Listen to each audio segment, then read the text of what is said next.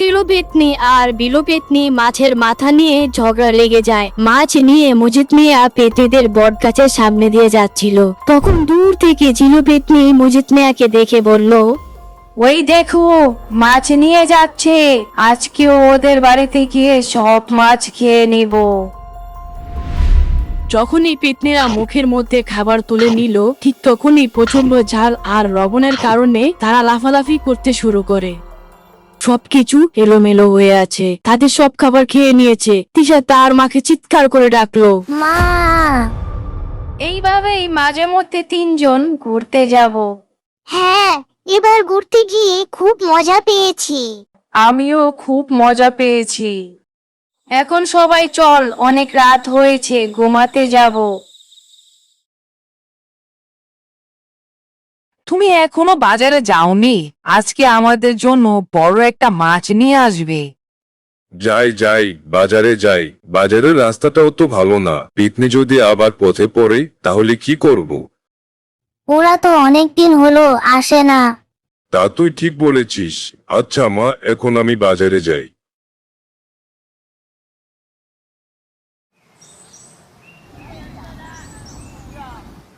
ও মজিদ ভাই, কি হলো জলিল ভাই? আজ নতুন টাটকা ইলিশ এনেছি, 1 কিলো নিয়ে যাও। দেখি দেখি। আহ, কি গন্ধ! ঠিক আছে, 1 কিলো দিয়ে দাও। মজিদ মিয়া মনের আনন্দে ইলিশ মাছ নিয়ে বাড়িতে যাচ্ছিল। অনেক দিন পর গ্রামে ফিরলাম। গ্রামের মানুষগুলো কি আমাদের মনে রেখেছে? মনে রাখবে না কেন? আমাদের নাম শুনলেই তো ভয়ে থরথর করে কাঁপতে শুরু করে। হা হা হা, ভয়ে থরথর করে কাঁপবেই তো। কত মাছ চুরি করে খেয়েছি, কত মানুষকে ভয় দেখিয়েছি, সে মজাটাই তো আলাদা। চল, আজ আবার শুরু করি পুরনো খেলা। অনেক দিন হলো কাউকে ভয় দেখাইনি। চলো সবাইকে মনে করিয়ে দিই, আমরা 3 পিতে আবার ফিরে এসেছি। এদিকে মজিদ মিয়া যখন বটগাছের সামনে দিয়ে মাছ নিয়ে বাড়িতে যাচ্ছিল, তখন ঝিলু পেতনি মজিদ মিয়াকে দেখে বলল, ওই তো কত বড় মাছ নিয়ে যাচ্ছে, আজকে ওদের বাড়িতে আমরা সবাই খাবো। কি মজা, কি মজা! কতদিন পর ইলিশ মাছ খাবো, কি যে ভালো লাগছে। চলো ওর পিছু পিছু ওর বাড়ি যাই। মজিদ মিয়া মাছ নিয়ে বাড়িতে আসলো। মাছ দেখে মজিদ মিয়ার বউ বলল, এত বড় ইলিশ মাছ এনেছো, আজ সবাই মিলে ভালো করে রান্না করে খাবো। মা, আমি তোমাকে রান্না করতে সাহায্য করব। আচ্ছা ঠিক আছে মা। মজিদ মিয়ার বউ যখন রান্না করছিল, রান্নাঘরে জ্বালানা দিয়ে 3 পেতনি দেখতে লাগলো। কি সুস্বাদু গন্ধ আসছে, খেতে তাহলে খুব সুস্বাদু হবে। আমি তো মাছের মাথাই খাবো। মাছের মাথা তো সব সময় আমি খাই। আজকের মাথাটা আমি খাবো। তিলু পেতনি আর বিলু পেতনি মাছের মাথা নিয়ে ঝগড়া লেগে যায়। ঠিক তখনই ঝিলু পেতনি বলল, থাম তোরা, ঝগড়া বন্ধ কর। এখনো তো মাছ রান্না করাই হয়নি, তোরা এখনই মাছের মাথা নিয়ে ঝগড়া শুরু করে দিয়েছিস। তুমি তো জানো আমি সব সময় মাছের মাথা খেতে পছন্দ করি। আজকে মাছের মাথাটা আমি খেলে কি হবে বলো? তোরা দুজন মিলেমিশে ভাগ করে মাছের মাথাটা খেয়ে নিস।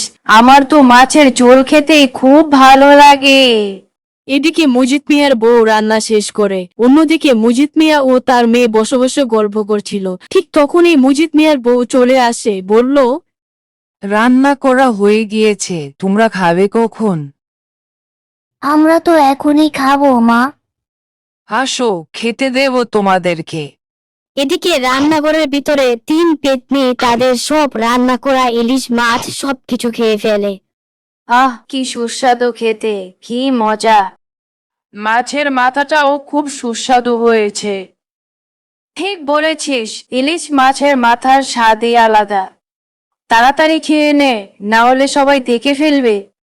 তারপর তিশা যখন রান্নাঘরের ভিতরে প্রবেশ করে, আশেপাশে তাকিয়ে দেখে সবকিছু এলোমেলো হয়ে আছে, তাদের সব খাবার খেয়ে নিয়েছে। তিশা তার মাকে চিৎকার করে ডাকলো, মা! তিশার বাবা মা দৌড়ে আসে রান্নাঘরের ভিতরে। এই দৃশ্য দেখে হতবাক হয়ে গেল তিশার বাবা। তিশার বাবা বলল, এরা আবার ফিরে এসেছে মানুষকে অত্যাচার করার জন্য। ঠিক তখনই তিশা তার বাবাকে জিজ্ঞেস করলো, এরা কারা বাবা? কাদের কথা বলছো? বট কাছে থাকা 3 পেতনি, এদের জ্বালায় তো মানুষ একদম অতিষ্ঠ হয়ে গিয়েছে। এদের একটা সাহায্য করতে হবে, তা না হলে তারা মানুষকে বিরক্ত করতেই থাকবে। আমি কত কষ্ট করে মাছ রান্না করেছি, 3 পেতনি মিলে আমাদের সব খাবার খেয়ে নিয়েছে। তুমি চিন্তা করো না, আমি আবার মাছ নিয়ে আসবো। তার আগে পেতনিগুলোকে সাহায্য করতে হবে। আমি একটু করিম চাচাদের বাড়িতে যাই।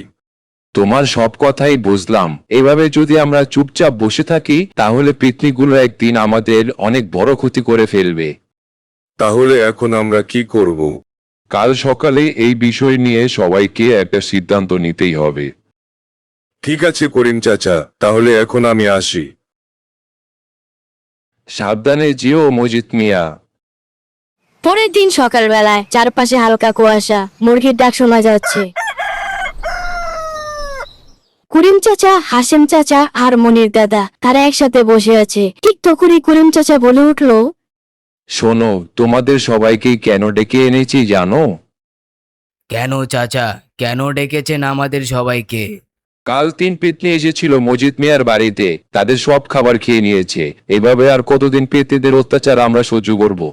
ঠিক তখনই হাসেম চাচা বলল, এদের একটা সাহায্য করতে হবে। শোনো তাহলে সবাই।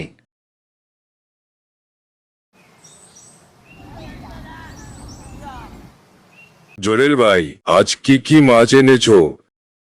আজ রুই কাতলা আর বোয়াল মাছ এনেছি। তাহলে আমাকে 1 কিলো রুই মাছ দাও। মাছ নিয়ে মজিদ মিয়া পেতনিদের বট গাছের সামনে দিয়ে যাচ্ছিল। তখন দূর থেকে জিলু পেতনি মজিদ মিয়াকে দেখে বলল, ওই দেখো, মাছ নিয়ে যাচ্ছে। আজকেও ওদের বাড়িতে গিয়ে সব মাছ খেয়ে নিব। কি মজা, কি মজা, আজকেও আমরা মাছ খাবো। চুপ কর তুই। কালকে যখন ওদের বাড়িতে গিয়েছিলাম তোরা দুজন তো মাছের মাথা নিয়ে ঝগড়া করে দিয়েছিলি। আজকে যেন এমন না হয়। আচ্ছা ঠিক আছে, আমরা আর মাছের মাথা খাওয়া নিয়ে ঝগড়া করব না।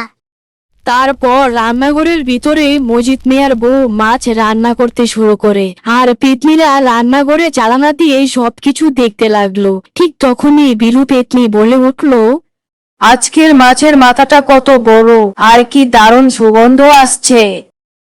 আমার তো আর সহ্য হচ্ছে না, মনে হচ্ছে এখনই সবকিছু খেয়ে নে। রান্না শেষ করতে দে, তারপর আমরা সব খাবার খেয়ে নেব। এদিকে মজিদ মিয়ার বউ রান্না শেষ করে রান্নাঘর থেকে চলে যায়। ঠিক তখনই জিলো পেতনি, টিলো পেতনি আর বিলো পেতনি রান্নাঘরে প্রবেশ করে। মজিদ মিয়া ও মজিদ মিয়ার বউ দরজার আড়ালে দাঁড়িয়ে সবকিছু দেখতে লাগলো। আহ, কি সুস্বাদু গন্ধ, তাড়াতাড়ি খেয়ে নে। যখনই পেতনিরা মুখের মধ্যে খাবার তুলে নিল, ঠিক তখনই প্রচন্ড ঝাল আর লবণের কারণে তারা লাফালাফি করতে শুরু করে। তোরা ইচ্ছে করে জাল আর লবণ দিয়েছিস, ঝালের কারণে তো আমার গলা পুড়ে যাচ্ছে। আমার গলাও মরিচের মতো জ্বলছে। আমার তো চোখ জ্বলছে। প্রচন্ড ঝালের কারণে 3 পেতনি রান্নাঘর থেকে মজিদ মিয়াদের বাড়ির উঠোনে চলে যায়। তোরা সবাই ষড়যন্ত্র করে আমাদের জাল খাবার খাইয়েছিস। আমরা পেতনিরা তো জাল খাবার সহ্য করতে পারি না।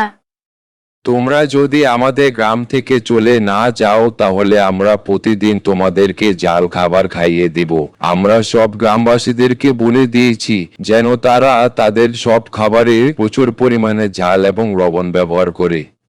করিম চাচার এই কথা শুনে জিলো পেতনি রেগে উঠল। এর মধ্যে টিলো পেতনি জিলো পেতনিকে বলল, চলো আমরা সবাই এই গ্রাম থেকে চলে যাই। আমরা চলে যাচ্ছি এই গ্রাম ছেড়ে।